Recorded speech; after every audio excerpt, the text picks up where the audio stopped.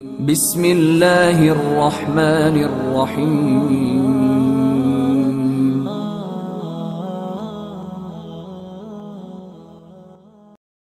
الحمدللہ الصلاۃ والسلام علی رسولہ الکریم۔ نبی کریم صلی اللہ علیہ وسلم نے فرمایا، جس شخص نے 12 سال اذان دی وجبت لہ الجنہ، اس کے لیے جنت واجب ہو گئی، اور اس کی ہر اذان کے بدلے ہر روز 60 نیکیاں اور ہر اقامت کے بدلے 30 نیکیاں لکھ دی جاتی ہیں۔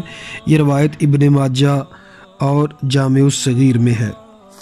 نبی کریم صلی اللہ علیہ وسلم نے اذان کی فضیلت کے بارے میں فرمایا جب انسان کوئی اذان دیتا ہے تو اس کی آواز جس انسان جن اور شجر حجر تک پہنچتی ہے وہ قیامت کے دن اس کے حق میں گواہی دے گا۔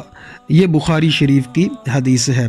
اسی طرح نبی کریم صلی اللہ علیہ وسلم نے فرمایا، لو یعلم الناس ما فی النداء والصف الاول، اگر لوگوں کو پتہ چل جائے اذان دینے میں کتنا ثواب ہے اور پہلی صف میں کتنا ثواب ہے تو پھر سارے لوگ ہی اذان دینا چاہیں، سارے لوگ ہی پہلی صف میں جانا چاہیں تو قرآ ڈالنے کے علاوہ کوئی چارہ نہ رہے۔